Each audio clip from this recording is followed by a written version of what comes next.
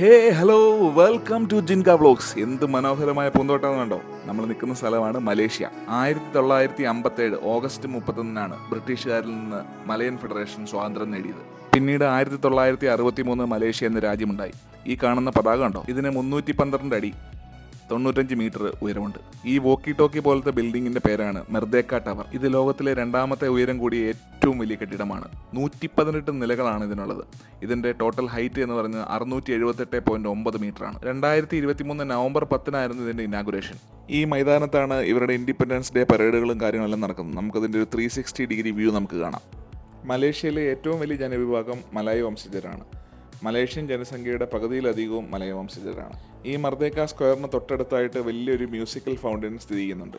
ഈ മർദേക്ക സ്ക്വയറിലാണ് ഇവരുടെ പ്രധാനപ്പെട്ട ഓഫീസുകളും കാര്യങ്ങളെല്ലാം വരുന്നത്. മലേഷ്യൻ ഗവൺമെൻറ് ഈ പരിസരങ്ങളും ഇവരുടെ സിറ്റിയും എല്ലാം പ്രോപ്പറായിട്ട് വൃത്തിയായിട്ട് സൂക്ഷിക്കുന്നു. എപ്പോഴും എവിടെ നോക്കിയാലും നമുക്ക് തൂത്തുവാരുന്ന ആൾക്കാരെയൊക്കെ നമുക്ക് കാണാം. ഈ സ്ക്വയറിന് തൊട്ടടുത്തായിട്ട് ഒരു ദേവാലയം സ്ഥിതി ചെയ്യുന്നു. വളരെ പുരാതനമായ ദേവാലയം. ഇത് മലേഷ്യയിലെ ഏറ്റവും പഴക്കം ചെന്ന ഒരു ദേവാലയമാണ്. 1894 ഈ പള്ളി ഗോതിക് വാസ്തു വിദ്യയിൽ നിർമ്മിച്ചത്.